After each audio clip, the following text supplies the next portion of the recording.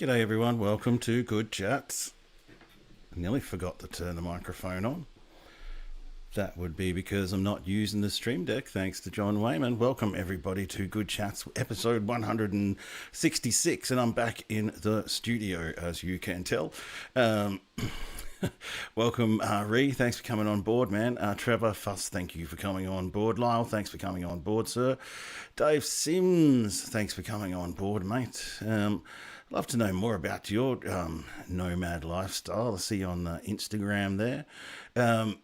Justin's Train Journeys, welcome aboard. And Alco Pro, thank you for coming on board, sir. And g'day, Steve Clink. You made it back this week, mate. You missed me swallowing a fly live on the internet last week. And g'day, Andy. Thanks for coming on board. Do you mean great job on the Mount Gams live stream? Yeah, that was a fun trip. Managed to avoid most of the Adelaide heat, which was pretty awesome. So yeah, welcome aboard to Good Chats. If you're wondering what this is, I do this live stream every week at 8:15 p.m. Sometimes I even, when I'm not too busy, even remember to schedule the damn thing in advance. But that's kind of why I do it at 8:15 p.m. every week. You don't need a reminder. You don't need notify me or whatever kind of notification happening. It's just every Wednesday at 8:15 p.m. So if I do forget to schedule the stream, which happened this week, I kind of just set it up literally at 8:14.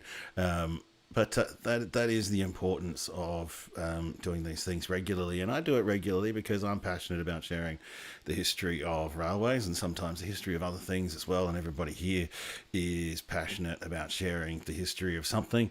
For example, go check out Andy Munro's channels on Facebook, Instagram, TikTok, YouTube, where he looks at the history of old footy grounds through a contemporary lens. And that's kind of what I'm doing here as well. I'm kind of taking things from the books, putting them through a digital lens and presenting them to hopefully new audiences, and hopefully presenting things in a new way to the older audiences as well. Yeah, Mount Gambier is a lovely place. Even though I remember sometimes you're wandering around the streets and most people look like they might have just been released from jail, but certainly there's no shortage of money in Mount Gambier, so I'm not sure what's going on there. But anyway, we had a great time visiting Port Macdonald and going for a bit of a drive around, seeing Beachport and stuff, and seeing the sinkholes and all that kind of stuff. And for me, getting some accommodation just a couple of streets away from the old railway station and the old railway lands was a bit of a coup. Yeah, I enjoyed that, and go back and have a look at that stream.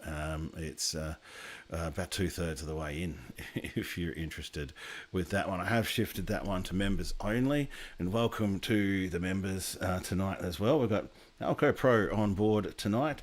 The other members who we normally have on board, we normally have JK, we normally have the Van couple, we normally have another bunch of other members on tonight. Maybe I didn't do the notification early enough or something, and they've all forgotten. But the whole reason I was able to get down to Mount Gambier was because of the members.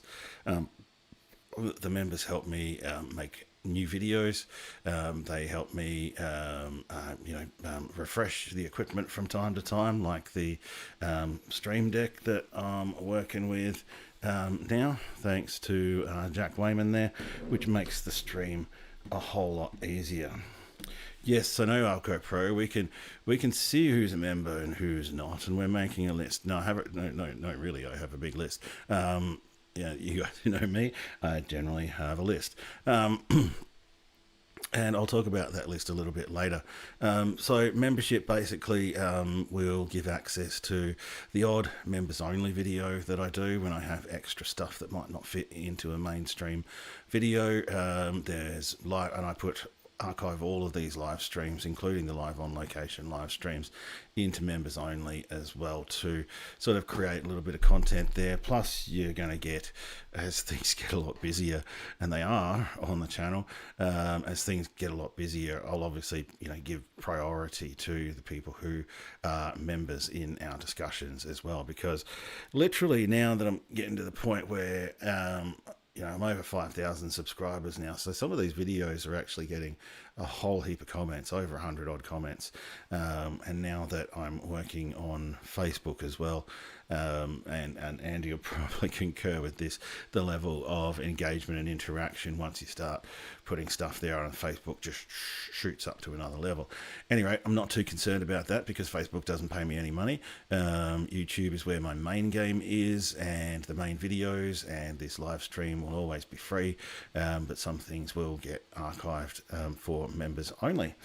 So thank you to all you guys, and if you do want to become a member to support my work, it really does help me continue to be in a position where I can plan out the next 6 months, for example, in terms of making videos, and as you well know, there's a lot of time spent in research, and so I'll talk about that in a minute too, the videos that I've got lined up for the next 6 months. Hit the join button down below the video. I think it's down there somewhere. It's only $4 a month. It's pretty cheap, and up to now, I think I've actually gotten up to 17 members, which is fantastic. So thank you to all you guys. There's also an open invite to anyone to share stuff that I'm able to put onto the stream. Like, for example, the van couple. The van couple, for example, sent me something on Tintinara. It comes from a Facebook post that I did the other week, so I'll show their longer version. This is a bit of a longer video for the van couple, so I'll share that, for example. They've given me permission to share that, so everything that, you know, you guys send or whatever, you can even send suggestions, right? And if I really like the suggestion, I'll go off and find the stuff myself, right? So please feel free to email. You can get my email address by clicking onto my profile on YouTube, or you can go message me on Facebook, which is kind of what I do Facebook for. I'm monetizing it. Well, I have set up the monetization and the accounts and stuff on Facebook, but from what I can tell, you know, you need 60,000 minutes of watch time per month. I think that's over a sustained period of time. I can't remember, but it's over a sustained period of time. That is a lot of watch minutes when you're making 1 minute videos, man. And so, yeah, I've got this subscriber thing going on Facebook, and I've got the stars thing going on Facebook, but who honestly gives a crap about stars? I can't think of anyone who's going to go off and buy a bunch of Facebook stars just so they can hand them out one by one to Mikey G on Facebook. I'm doing Facebook literally just to increase my exposure, and it has already opened some doors in terms of reaching some owners of stations and that's going to be important for upcoming videos where I'll get better access than I've ever had before to some of these locations. Oh man, the stars thing is complete crap. I'm not even going to talk about it anywhere. I'm going to leave it. Portland is still on the list. It's funny how the list evolves and things change. And now I'm kind of thinking about it. You know, there could be a way for me to fit in Portland and maybe even the Balmoral line down there in Western Victoria on a trip that I've got coming up, which I'll talk about sooner or later on the show. In the Magic Window tonight, we've got more of the videos that James from the National Railway Museum has shared with me. Some of these clips come through with very random bits and pieces, like we're in the hills now at the end of this clip. And then it'll begin with a shot of Ethelton, and obviously this is it's one of these videos that I've, you know, pulled bits off to put footage and keep things moving and get some sound in the videos that I do. So I don't really like sharing, you know, just blatantly just sharing people's stuff, right? So that's why I don't share the hundreds of photos that I get from the National Railway Museum. The way I see it, I've got permission to fit all that stuff within the work that I do and not just sort of, put it out there on its own.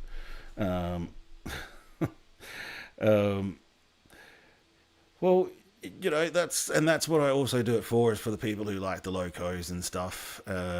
People can get, I try and put as much detail as I can in. I freely admit I don't know all the detail, so I just keep my mouth shut when I don't really know what I'm talking about. G'day, come hither with Heather. Hello, welcome aboard. Thanks for coming on board again, and welcome to 2026. What have I been up to, right? What have you been up to? Let us know what you've been up to, and what's been happening. And let us know what's been happening in your part of the world as well. I've certainly been behaving. Get to a certain age where behaving is just much safer than misbehaving. Is it takes longer to heal after misbehaving, and sometimes you don't have to misbehave to end up with some kind of new pain somewhere, he says as he grimaces. So what have I been up to? Obviously I went down to Mount Gambier for a bit of a holiday, but I couldn't resist taking the opportunity to spend a morning going out to Glencoe and following that old line, and so that was fun. Speedway photographs. That's pretty awesome, man. Which speedway? Are you actually down at the Speedway Alco Pro taking photos? Have you been down there? Which speedway? Heather, that's Peak Station. Is, I actually learnt a bit more from it from one of the videos you did, and I went off and learned a little bit further about that rundown station master's house and that bloke's story. And you might have seen too, Heather, that I've been repurposing, recycling, cutting some of the videos that I've done on YouTube down to 1 minute versions or whatever, and then I just load it onto my mobile phone, or do it through Business Suite, because then I can use the mainstream music. It's kind of a convoluted way they make you do this shit. And as I've seen you use the music too, and I've just been trying to find music that might resonate with the Facebook audience, and the older audience, and find really iconic Australian music which kind of goes with the tracks. And that's just me hammering away and pushing all the buttons basically, and whether we like it or not, the 3-second button, the 60-second reel, which is pretty light on, I used to think anyways, pretty light on from information, is probably one of the most watched forms of social media content out there these days. So it's a good way to reach a huge number of eyeballs. Oh, g'day Noel, welcome aboard. Yeah, that's right. Yeah, Drew's video. I think he did the story about the station master, and then I read more, and there's a lot of stuff out there. It could be worth a retelling on Outdoors Type at some stage, though. Oh, g'day Zach. Good to see you yesterday, mate. Thanks for coming on board. Okay, yeah.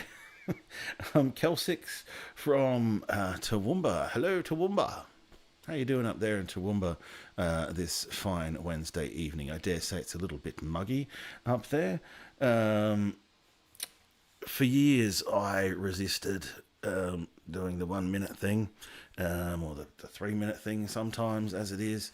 But it really just, Heather, it really is the only way to get through to a really wide audience. That said, I still kind of detest it a bit, but I'm just sort of at the stage where, you can't beat them, so you have to join them. And I don't know whether that's had much of an effect on my YouTube channel, to be honest with you. Nothing has an effect on a YouTube channel, really, aside from creating that long form, engaging kind of video, the kind of video like the storytelling that I did in the Port Adelaide line, for example. It's kind of got to teach, it's kind of got to be entertaining, it's kind of got to have a bit of a flow that makes people want to continue to watch it past the first few minutes and watch it all the way to the end, to the 35 minutes. And so that's where that's where I put all my hard work in. and the Facebook version is a bit like the ADD version of the story. I try and cut it down and give people the essence of it. But I'm not seeing much crossover between YouTube audiences and Facebook audiences on a wider basis. Yeah, you're right, Heather, and I have done a few that I'll do 3 or 4 minute videos, and then I have to run it through Premiere Pro, and then I'll go to the Meta sound library and find a sound that kind of suits it, and then I'll bring that back into Premiere Pro and edit the video to that and upload it. That way I'm getting approved Meta sound library Meta sound library music on my videos, because your commercial music, your mainstream music licenses, you can generally only get up to a 60-second grab of whatever that track is. So if you're wondering why these videos only have 1 minute of your favorite track ever in it, and you're like, oh, that ended, that's because the licensing that is available to us when we post things using that music on Facebook or Instagram is strictly limited to that platform and strictly limited to 60 seconds. It's the same with YouTube as well. So sometimes you might actually see a video. There is one or two. There's actually one video there. I can't quite remember which one it is. It's the same video on Facebook, same reel on Facebook as a short on YouTube. But I've used 2 different pieces of music. I've gone to the mainstream music that I can use on Facebook and use that. I think it was one of the Bridges ones that I did with Pink Floyd. And I used a different Pink Floyd track that I could license in YouTube Shorts.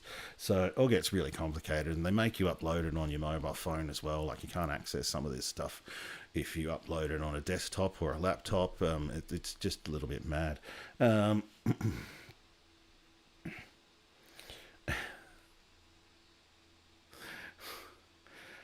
Oh dear, I'm going to show that message. I'll go pro, but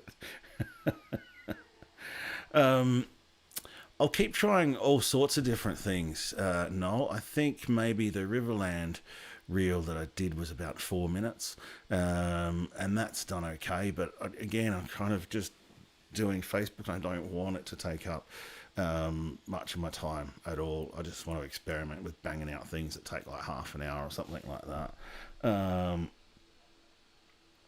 Yeah. Watch out. um,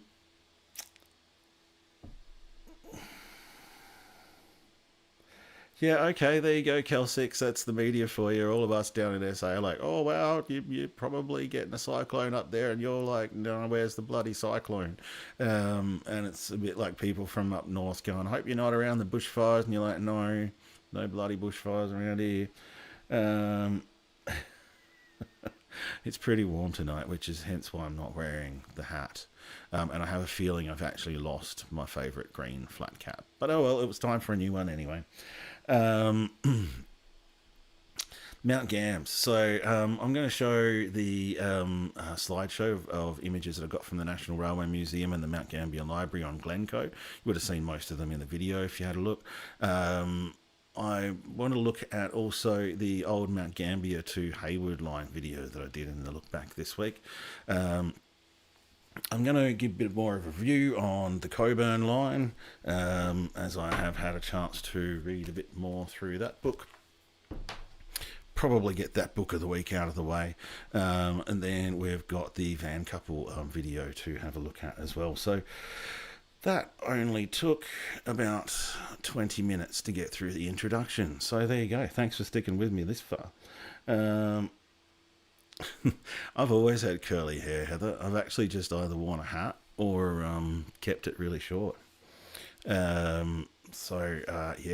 my hair is outrageously curly. And that's not yeah, I don't have time to deal with that. I'll probably go get a lot of it removed tomorrow at the hairdresser. Yeah, so that was a good trip down to Mount Gambier. Coming back up, on the way up, there was a couple of things that happened. We stopped in at Keith to get some fried chicken. Oh my God, how good is the fried chicken at the Keith Roadhouse there at the corner of the Riddock Highway and Duke's Highway. literally amazing fried chicken, like better than KFC. Not oily like some of the country fried chicken you can get out there, which is really bad, to be honest with you. This was really good. Um, G'day JK, welcome aboard. And as I'm sitting there eating my chicken box, and I kind of hear this noise, and I kind of look up across the car park, and there's the Indian Pacific shooting through Keith, heading from east to west towards Adelaide. And I kind of just looking there, a bit dumbfounded, really, like. And I'm wondering, I'm just sort of checking myself, going, what's the Indian Pacific doing here? And then I realised they probably had a route change of some description because of the derailment that was up at Port Pirie. And they were left to right on. I think Noel's still having trouble with his sound. Hopefully everybody else is not having trouble with their sound. I'm sure you would have told me by now if you were having trouble with the sound anyway. No, we don't have Broaster's chicken. I don't know what that is, but you know what? Country fried chicken, bro. That'll do. Yes, and you did, Heather. Did you see that? Now we're both, you're turning up everywhere as well. I think that might be a mark of being famous. Probably should tell Dan and Amber that.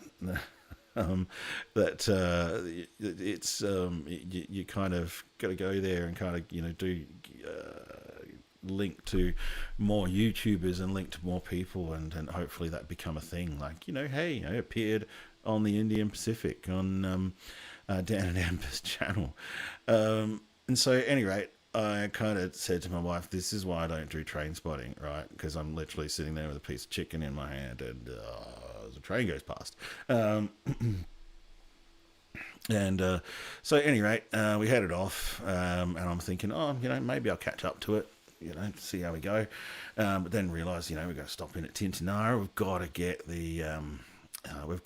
the tomato relish that they do at Tintinara there. Bloody brilliant. I've had a little bit of an obsession with tomato relish ever since the one at Harry's at Port Pirie. But the one from Tintinara Information Centre absolutely beats the one from Harry's at Port Pirie. So if you're out that way on the Duke's Highway, do stop at the Visitor Information Centre. And the caramel slice is absolutely to die for. It is so old school. That's exactly right, Alco Pro.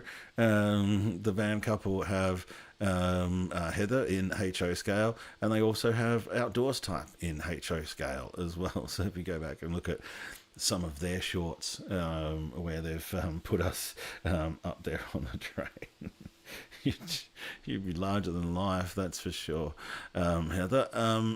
So yeah, and as I was filming there at Tintinara and taking those photos that I put up on Facebook, which are quite popular, and I actually dawdled around the station for another, 2 minutes or something, looking up and down the track, and I was thinking to myself, knowing my luck, when I step off the platform and the train will come, or a train of some description will come, and as I stepped off, I looked up and went, the signals have changed up there. Wonder what's going on with that. But at any rate, got wife and daughter in the car, and it's time to head back to Adelaide. And literally we just left Tintinara heading west as the overland came smashing through, heading in the opposite direction. So if I'd waited another 60 seconds, I probably would have seen it coming across the Mallee Plains there. But this is exactly why I don't do train spotting. Is because I have this ridiculous track record for just missing trains or waiting for sometimes hours and then missing the train by minutes. So I have come to the kind of practice that I have now, where if you happen to see a train in my videos, that's because I got lucky. I don't have time in my life to sit around by a railway line and wait for trains. But happily, there's plenty of other history to report on. So what's next? I've been doing a bit of a plan as to what's next. Hey, Alco Pro, and I'll talk about what's next in a minute, but Alco Pro, even the guys down at the NRM asked me how I was able to get into the signal box there at Tintinara. It's now part of the Information Centre's displays. There's an open room up there with displays, and you can, press the buttons and look at the different things. So, all of that is encouraged. There's a heap of old photos up there. And man, I would have really loved to have been up there when that train came through, sitting at that desk there, as the train comes through, 100 kilometres an hour, just meters away on the other side of the window. I've been thinking of doing a video, Trevor, of all the trains that I just missed. Like, for example, the back of a train just disappearing. All you get to see is the last carriage, as I just missed it. Or you get to see flashes of a train through the bushes from somewhere out on the road because I just missed it.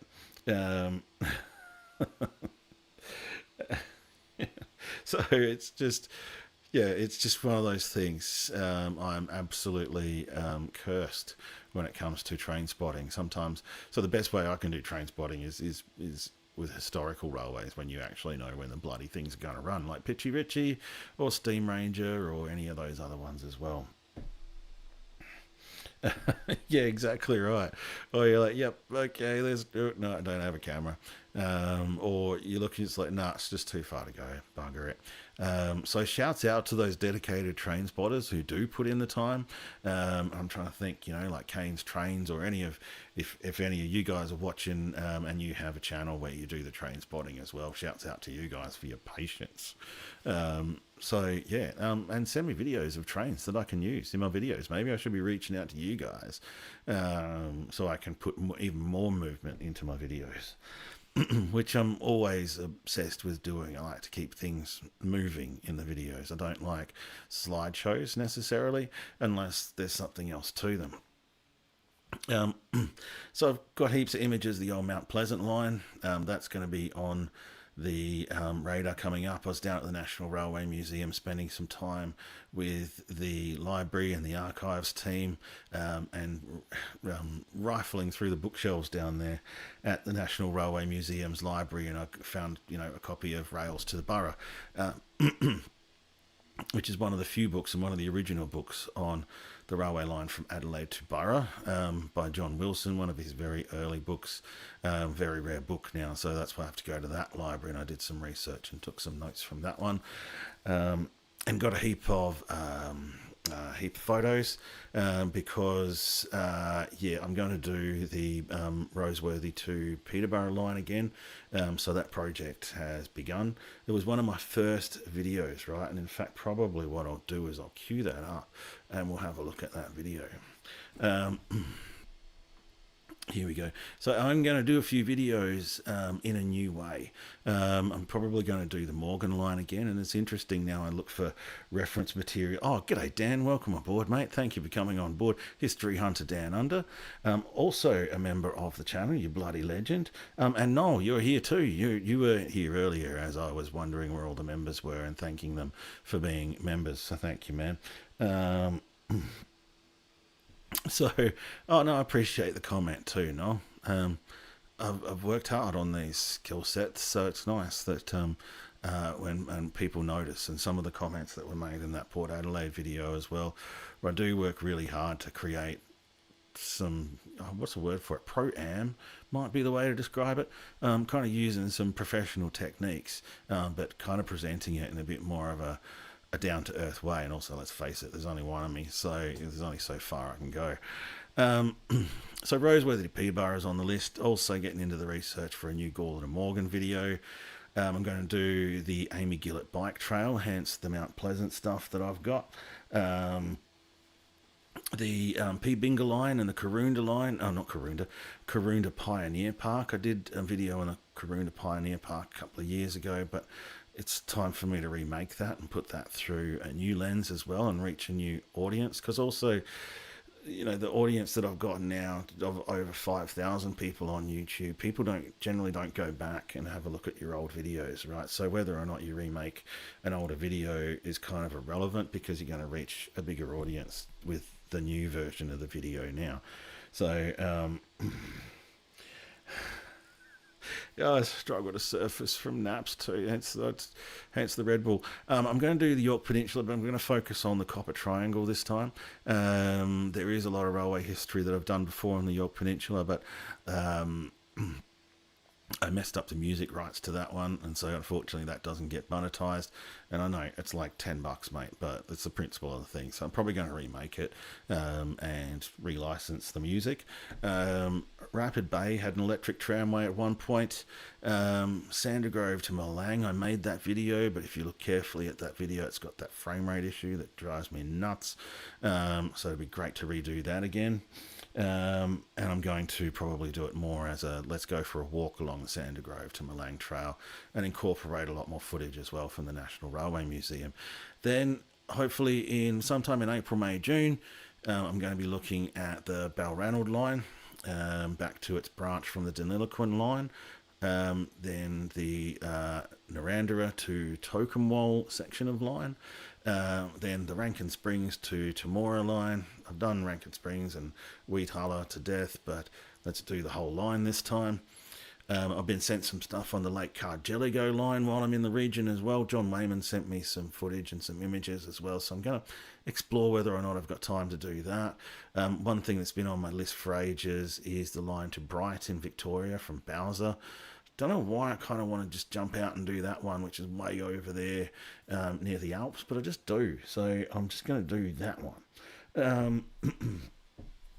Then probably that's when I'll probably swing by the Balmoral line, Nanamuck, down to Hamilton, right off the top of my head, and then go down to Portland after that one. But it just depends on budget, guys. So hit the join button. All right, hit the join button, because then I might be able to fit in another railway line and another railway line, and we'll go from there. But yeah, so you know, the having members and having a good subscriber base enables me to start to look forward and plan these things, because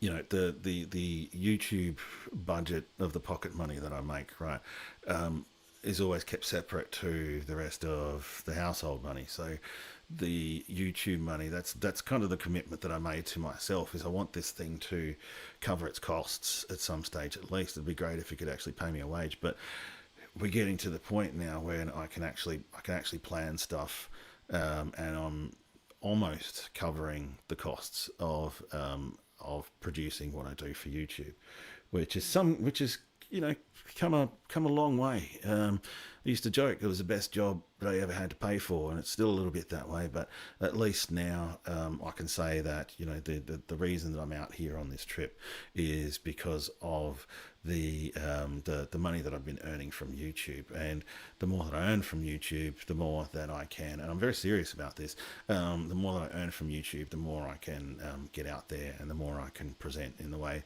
that I present it. Yeah, slowly branching out, Jeremy. It's been a long road, that's for sure. And the inspiration to start the railway videos, Andy, was probably someone like Kane's Trains. We are going like 4 years back now. And I'd had my YouTube channel, and I kind of thought it was going to be this and that and the other. And then it was after I finished uni doing my Bachelor of Media that I got out and started working in the media game and all this stuff. And I thought, you know what, I can do this. Like, I've just spent the last few years learning about the agency and the power of YouTube and all of the techniques to make these videos and how it all works, right? So why don't I just do it for myself? And then over the last couple of years, I got sick and tired basically of working for other people, and decided to double down and do it tough for a while, but work for myself and slowly build things back up so that I can have a job that's doing something that I love to do and that I'm really good at. And so that's where I'm at now. You know, I left full-time work 18 months ago now, probably even more. and I knew that it was going to take some time, and you always knew that you have to invest a lot into things before you see a return. I mean, one of the old adages that stayed with me through my life, through retail, through sales, through management, through everything I've done, right, is people don't really have to care about me until I've kind of demonstrated how much I care about them, right? So I'm getting to the point now where it's over 200 videos. I think I'm really starting to prove now how much I care about this and what I'm doing, and this niche that I've sort of found and that I've grown. And so, yeah, it comes from Kane's Trains, probably was one of the things. There was a video that he did ages ago on Mount Barker Junction Station where he started appearing on. He hasn't done much of that since, and I keep encouraging him to do it. But he was appearing on camera, and he had the storytelling style that talks about the history and has a personality on TV, right? A face for people to look at. And a face to be a brand, for example, which I'm sure you're aware of, and that you're doing too, Andy. Like, the technique that you've got at the moment where you're making your reels and the first thing you do is appear on screen. You've got 3 seconds to get people's attention. And for what it's worth, the same thing is true on a 35-minute YouTube video, right? You've got about 3 seconds to get that that audience through, and so that's why you'll find me appearing at the start of every video and making a statement at the start of the video, so people have to stop and wait until I finish my sentence, basically, is how it works.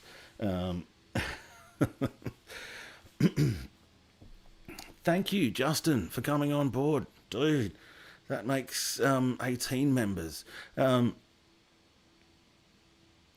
I will go and check that out, naturally, as part of the research. I really would like to find some books on it, but being in Adelaide, I'm not really in a position to go check and to go sit in the Balranald reading room of the Balranald Library. I do spend a lot of time researching books around South Australian stuff. It's a little more difficult when I travel interstate and places that I don't have connections with. So hence that that road tripping town mispronouncing style that I've got when I get out on the road. Oh, that's cool that everyone's welcome Justin on board. So go and check out the archives. I did a video on the Tenterfield railway station, which is a good 10-minute video, which, when I do put up members videos, I'm going to leave them as members videos. Once they go to members videos, they stay as members videos. I don't really want to go down this road of, having early access to videos, because, I'm not like Fox Sports or something. So, the videos just go out or they don't, right? Or they go to members or they don't. But thank you, Noel. Appreciate that, man. And thanks for asking the question too. And always the open invite to submit stuff, send me stuff. Of course, if you come up with things that I can use that are related, that are related to what I do, because especially the members, you guys know what I do now. Please send it through. The kind of stuff I'm looking for. There was a small line on Kangaroo Island, wasn't there, Lyle? I think it was a limestone mine, or it was another. What is it? Not salt mine, gypsum or something like that. A very short-lived and a very small sort of tramway on Kangaroo Island. Maybe one day if someone wants to pay me to do that, then that's fine. But going over to KI just to cover a tramway from 100 years ago is kind of down the list at the moment, until we get all this other stuff out of the way. Now, I was going to show the old video. Let's go to this one. Let me see. Sorry, old man looks at screen for a minute until I go and put this video in its place. I hadn't planned to show it, but then I'm like, I'll show that. I have to look it up. Hopefully I've still got it. There it is. Right, so let's check out the original Roseworthy Peterborough video. Do, do, do, do, do.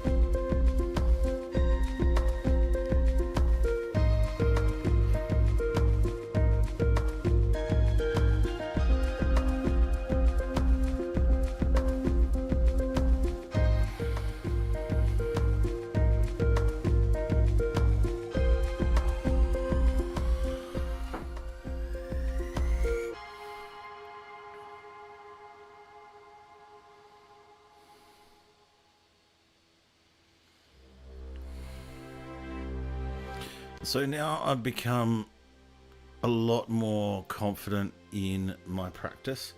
I don't know what this extra bit of video is and why I did that map at the end. Absolutely no idea. See, and that's what I mean about how my practice of making videos has changed a lot.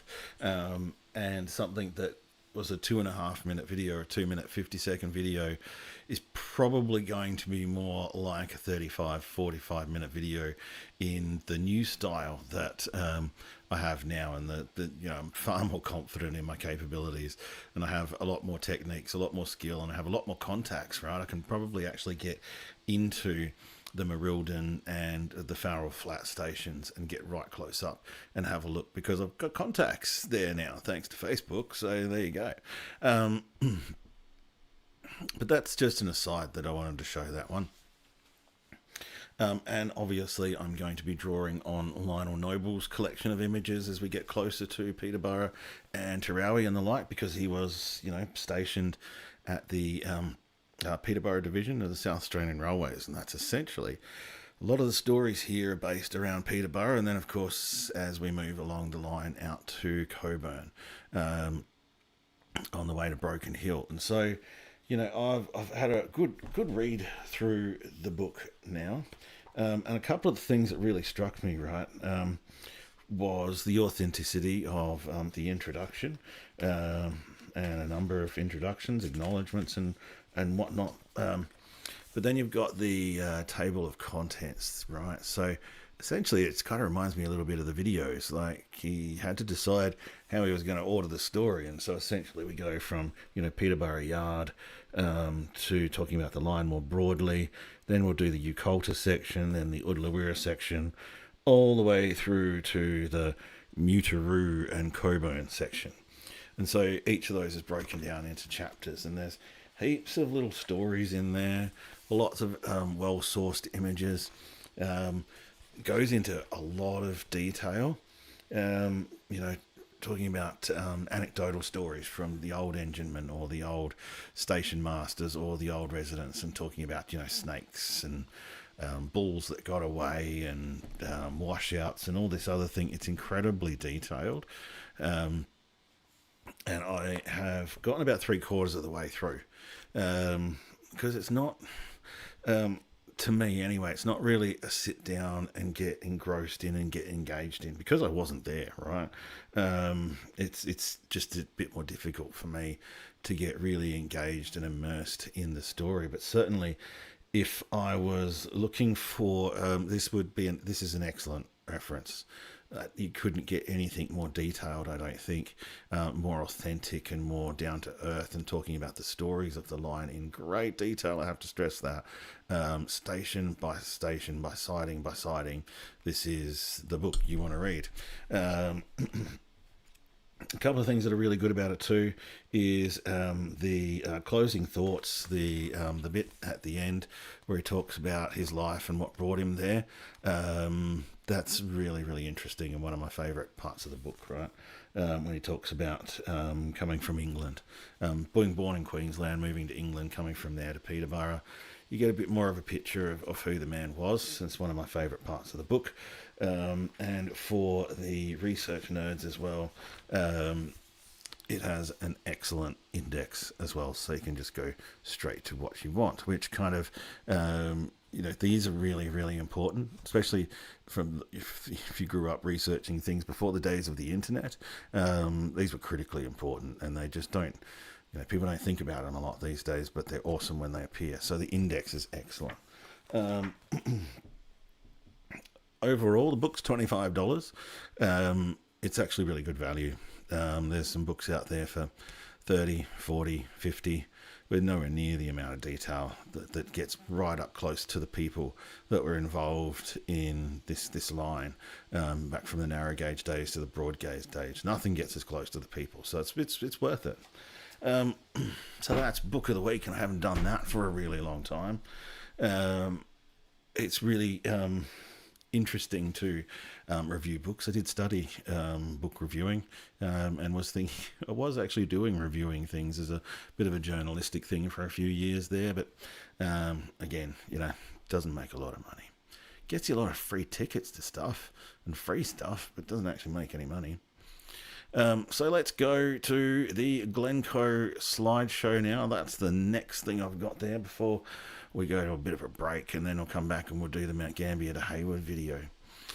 So these were some of the videos that the National Railway Museum sent me, and I also picked up from an excellent website who didn't give me, but I found the link back through to where they got theirs from the Les Hill collection at the Mount Gambier Public Library, and they've allowed me to use their Les Hill collection images as well.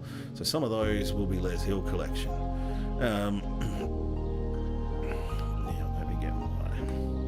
Slideshow controllers. There we go.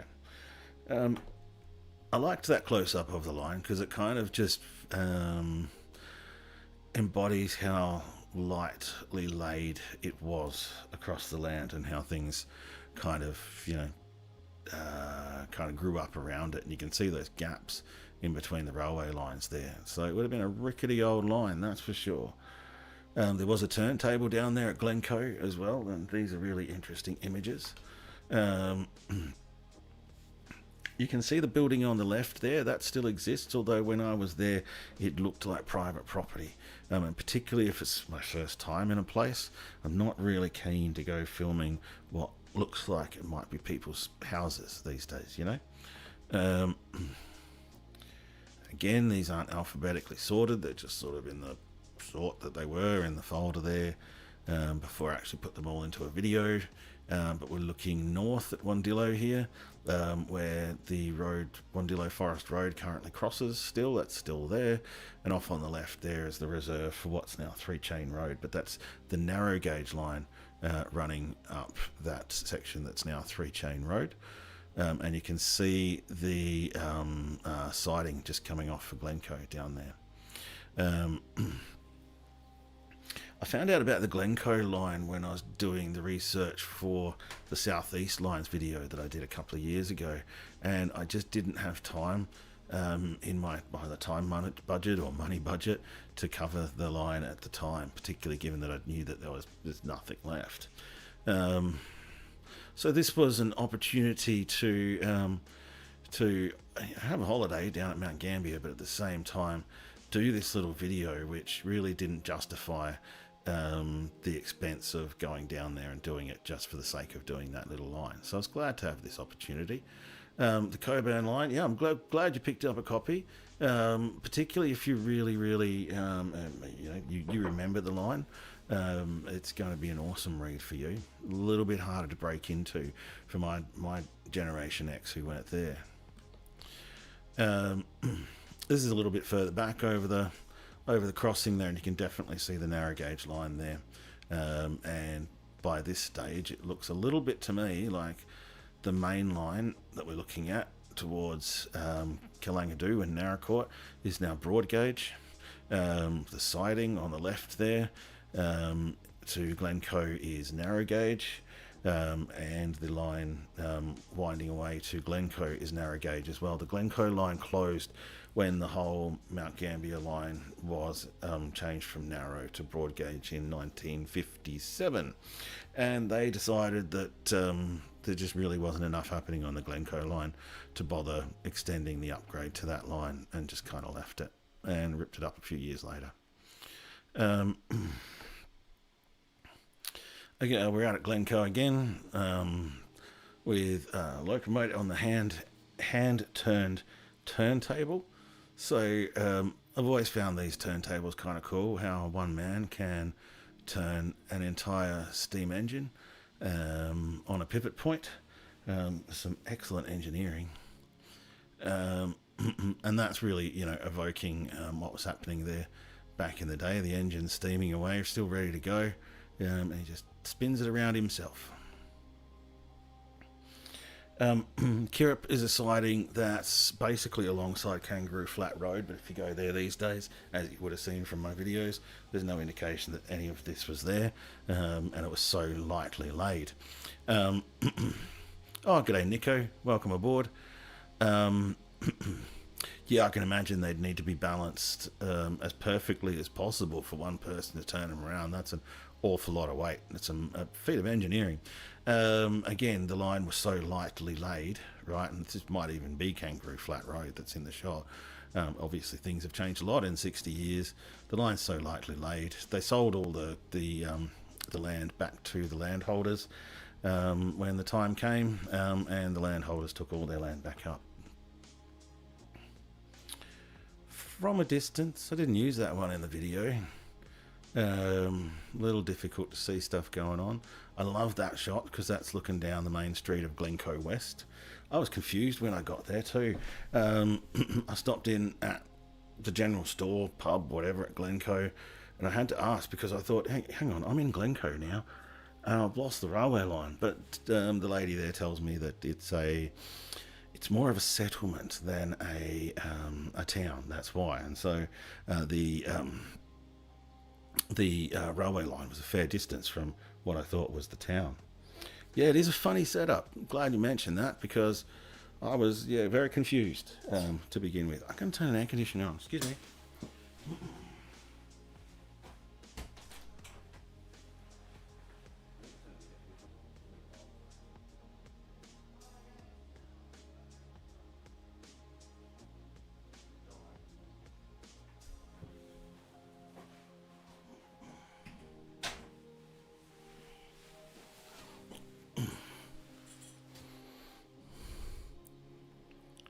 Yeah, that's interesting, JK. So I'm guessing that there's an arrangement there where they just kind of go, you know what, this thing's not going to turn unless you move it a little bit.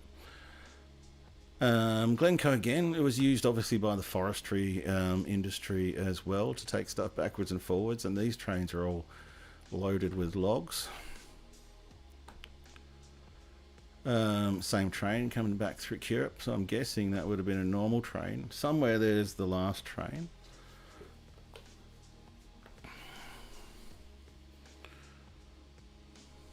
I'm not sure about. I think that's actually somewhere else, that one, because you can see the broad and the narrow. There was one that snuck in there from Millicent. This was one of the first trains to come from Glencoe, and it was basically built for the potato farming that was going on around Glencoe at the time.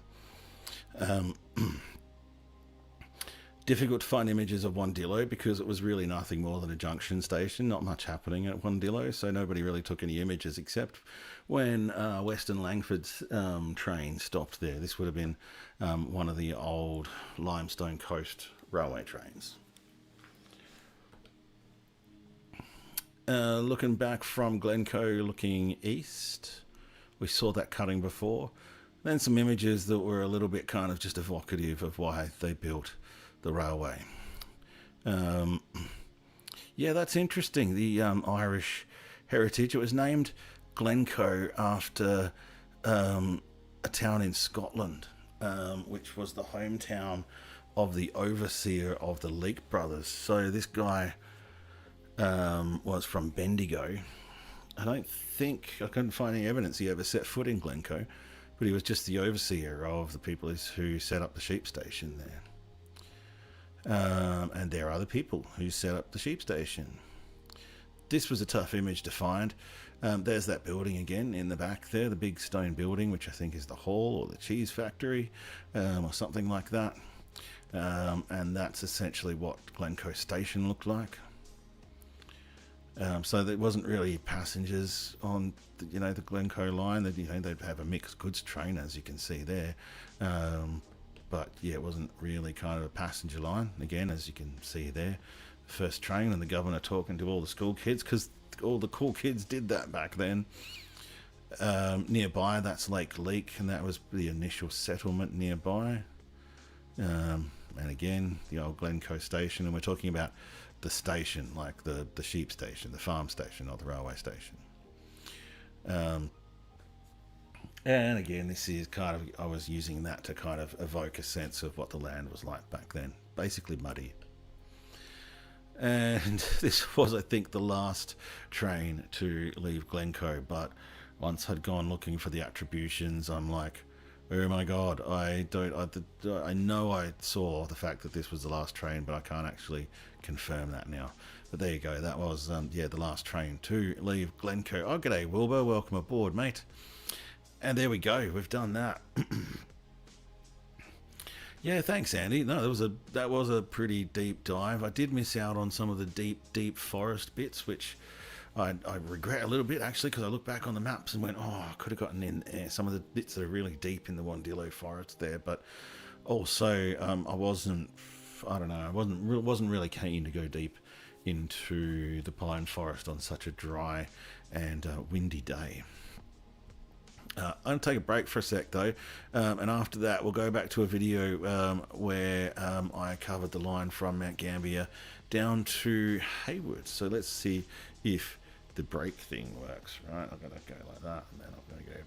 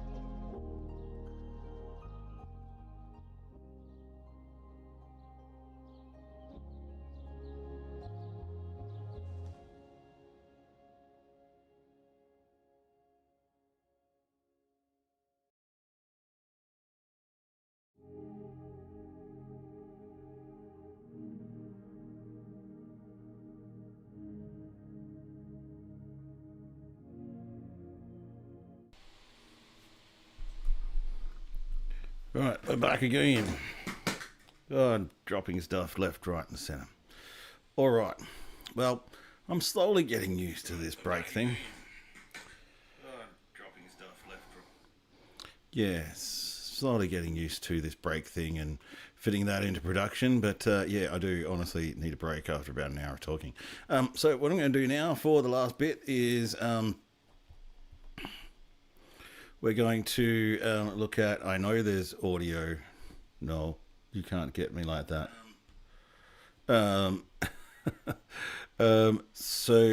Yes, they're going to have a look at the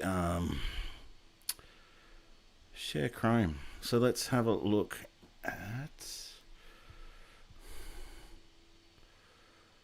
the van couple, although I've thrown myself out a little bit there. There we go.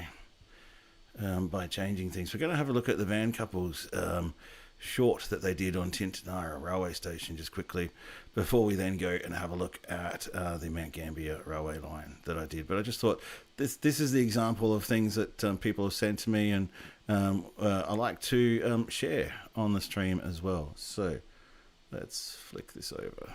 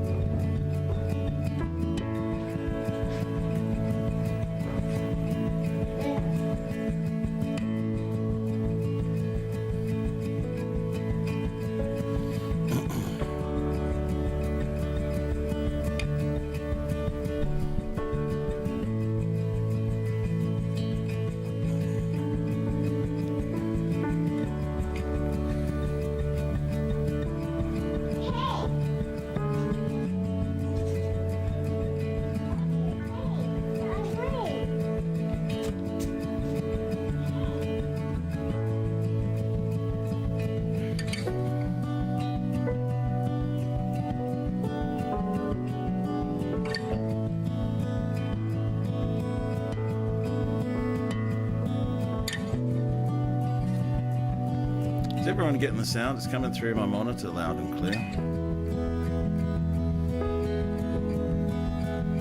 I'm monitoring it on another computer and it's coming through. So that would be weird. Let me know though.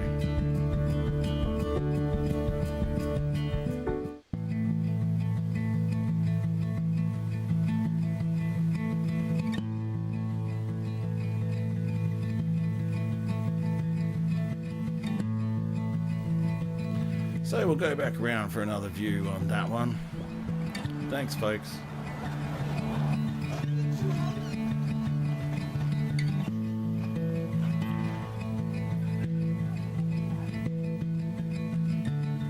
But this is what the van couple do. Head around the southeast and all around South Australia, really, showing the kids all these railway places. But this is an example of, you can go in there and have a play around. Yeah, the short's just music.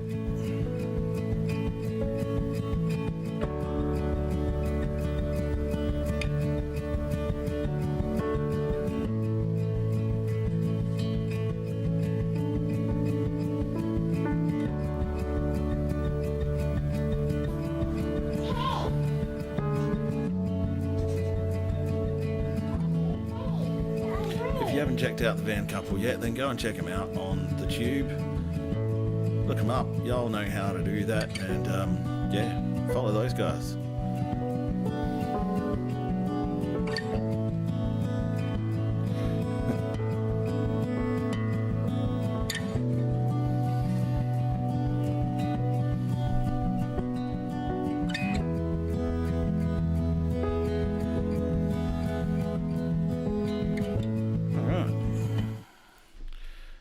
And so we're back to here again, and hopefully my mic sound is working. There's I did that page mute thing the other day, Noel, when I was like, okay, I don't need the sound to be coming through Facebook, and then I did the exact same thing. I'm like, why isn't my sound working? So yeah, what we're going to do to finish things off is we're going to have a look at my most recent video that's got anything to do with Mount Gambier, which was a year ago now, and that was the Mount Gambier to Hayward line. So hopefully I've got that one queued up, and we are going to go for it. It's that one there. This has got some video footage that was supplied to me by Jack Wayman that he took as they rode a train from Mount Gambier to Hayward. We're here at Mount Gambier Railway Station in the Mount Gambier Railway Lands. And we're going to go for an explore along the old railway line across the border to Hayward in Victoria. The Mount Gambier to Hayward railway line was a broad gauge line which operated from 1917 to 1995 between Mount Gambier in South Australia and Hayward in Victoria. It had 14 stations and sidings. They were Mount Gambier, Murrowa, Glenburnie and Cromarlight. Rennick, Malangany, renamed Peralka, Marp, Dartmoor, Winnip, Greenwald, Lyons and Drumborg, later to be Sinclair siding, and finally Hayward. Starting in Mount Gambier, I'll also show you some historical images and footage that I've collected to give more of an impression of what things were like back then.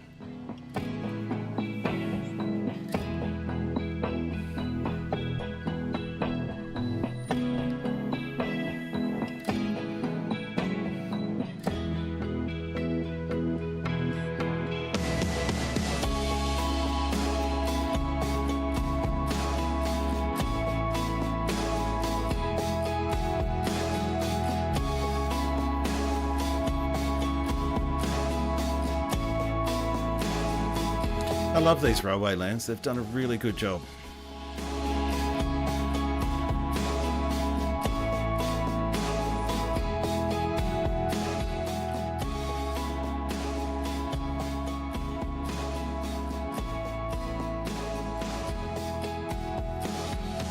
Well, that's good. I can use my Stream Deck now to just turn the sound down a bit. Yards have been transformed into parklands and playgrounds as the Mount Gambier Railway Lands. The last train to, freight train I should say, to head along the line behind me was in 1995, and the station and part of the line at least was used by the Limestone Coast Tourist Railway until 1999.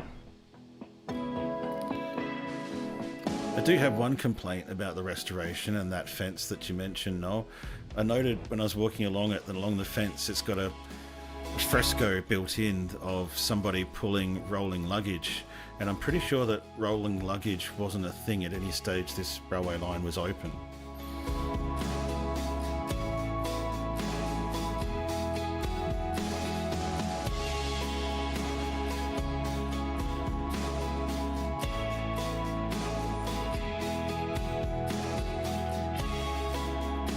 Yeah, the radio station Lime FM is apparently still in the signal box.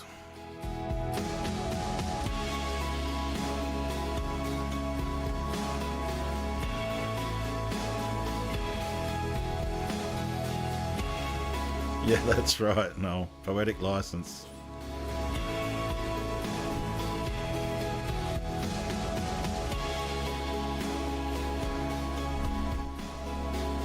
I could definitely do a then and now of Mount Gambier Yard. It would just take a bit of research, a bit of work.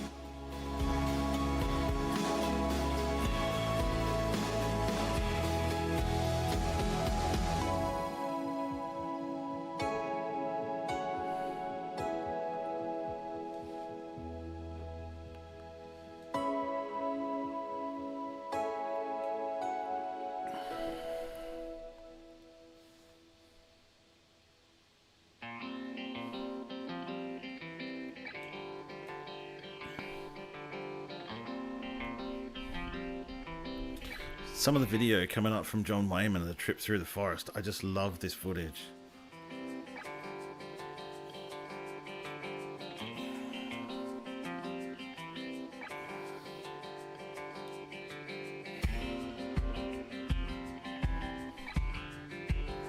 I don't think Dartmoor was a very big railway town, because it's a bit of a through town for this line. I think it had some extensive sidings and the like, but nothing much bigger than your average country town, I guess you could say.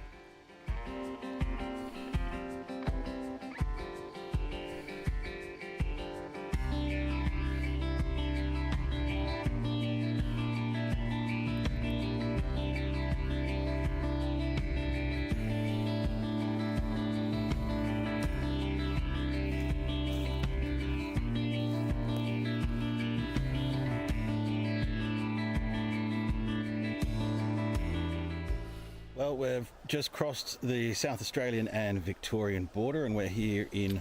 Yeah, Rennick. That's it.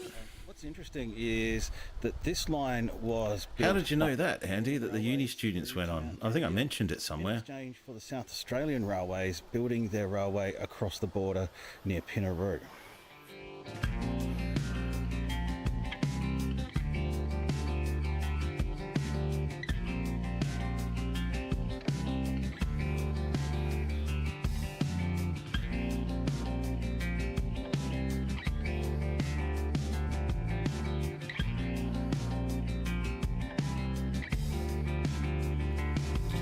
There's 25 people out there watching the stream at the moment, so you guys let me know if you haven't piped up yet. Let us know where you're from, why you're here, what you're doing, and when you're going to sign up for a membership.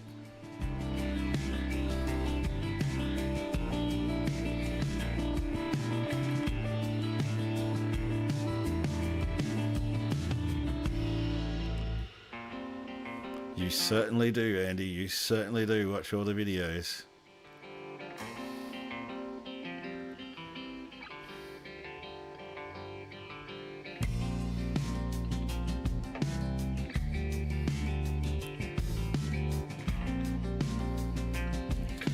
Yeah, you definitely know you're in Victoria now. It's like they set the Victorian South Australian border deliberately to hog all the good country and leave South Australia with the swampy stuff.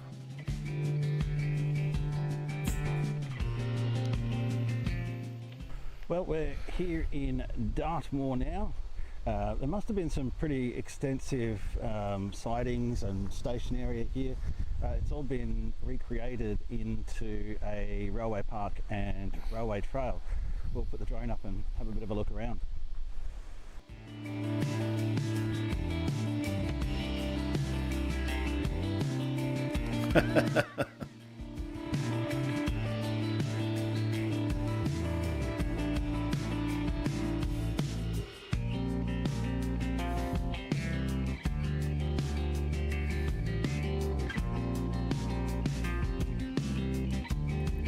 Oh, that. Where are you talking there, Nico? Is that down at the RV park?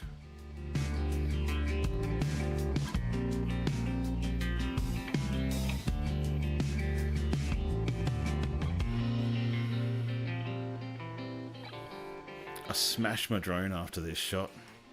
Literally fanged the drone straight into the side of my car.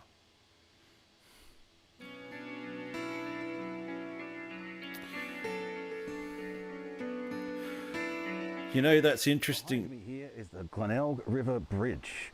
No, it's not in Glenelg, it's in Victoria, about half a mile east of Dartmoor.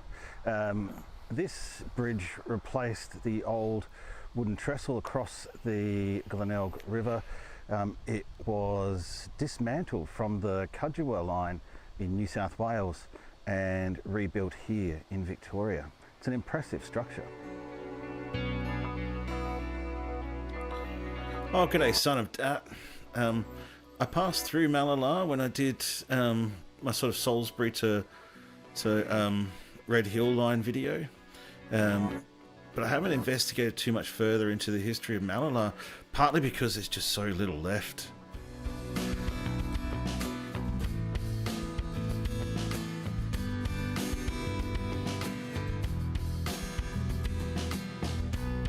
Thanks, Nico. Maybe one day I'll check it out when I'm next down that way, coming back from Portland.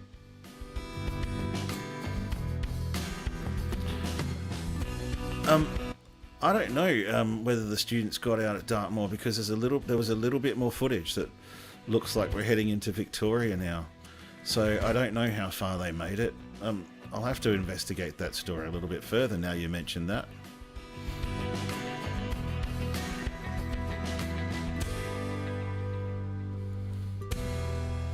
Gosh, the track up to that lookout on the eastern side of Dartmoor was pretty rough.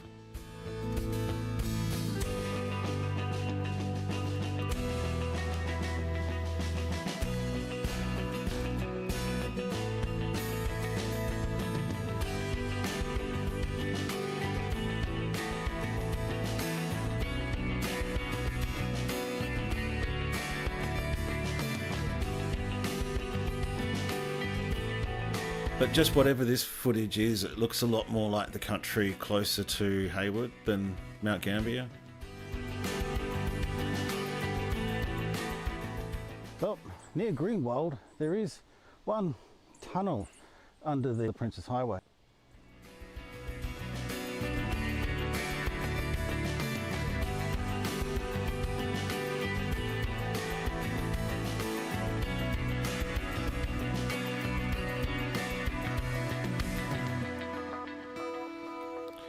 When I did that video, I only found a few photos of Malala and of the platform, and I have to say they were a little bit unspectacular.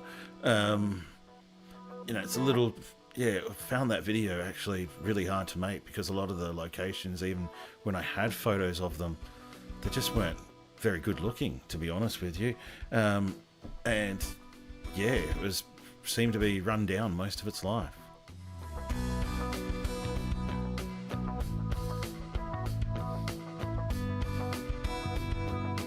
You know, for a change, when you talk about taking away the rail lines, making the roads worse, the Victorian section of the Princess Highway through to Hayward is terrible.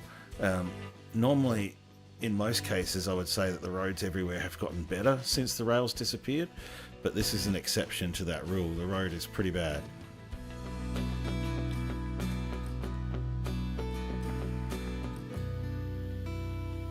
Here we are in Hayward, in Western Victoria. We've made it all the way along the line from Mount Gambier. I've covered most of the interesting locations.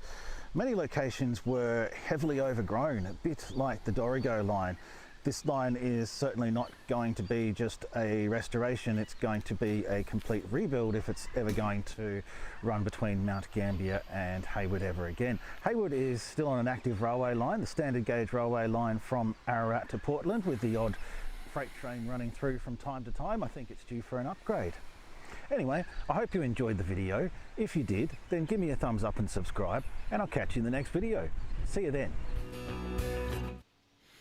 Right, there you go. That was the one of the more recent videos, and you can see if you've watched all my videos and you've watched as I've shared these videos as I go on, you can see that it's time for me to take it up another notch and retell some of these stories in the way that I would do it these days. And so breaking free into 2026 with that big list there that I've got, I'm deep in the research mode now on the Roseworthy to Peterborough line. So if any of you guys have gotten anything there, John, Wayman, if you're watching the replay, if you've got anything on any of those videos, John has already sent me some images and video as well. He's got a huge library of images and videos taken back in the 60s and 70s, right off the top of my head, which is a fantastic insight and helps me bridge the distance between all the archive photos that are in the public domain up through until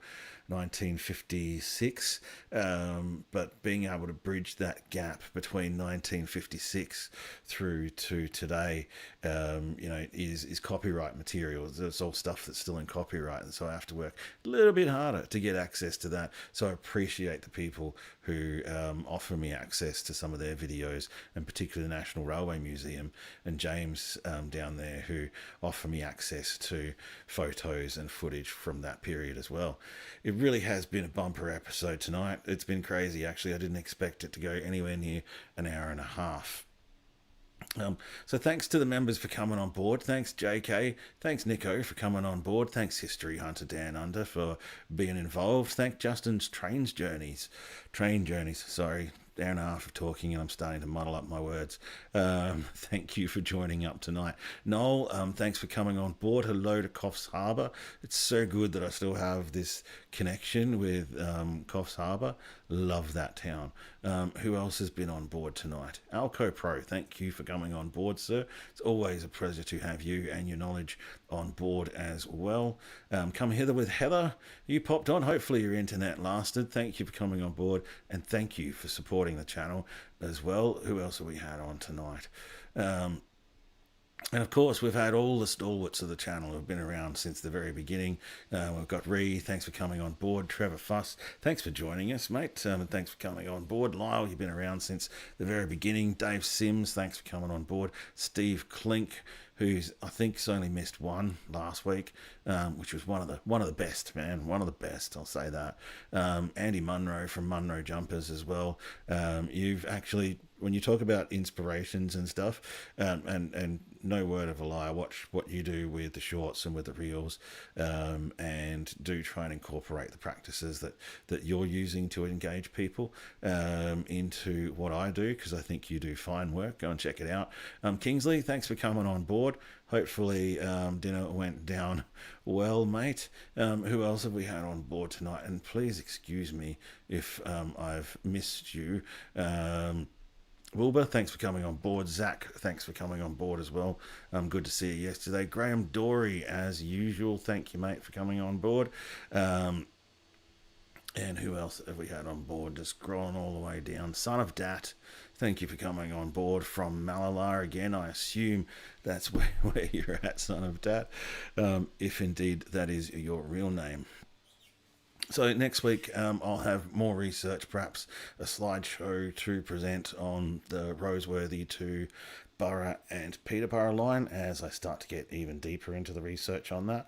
I'm not sure how much filming I'm going to do. It really does depend on the weather. I'm not really interested in sweating my ring out through late January and mid-February, because you do tend to find the super hot days there.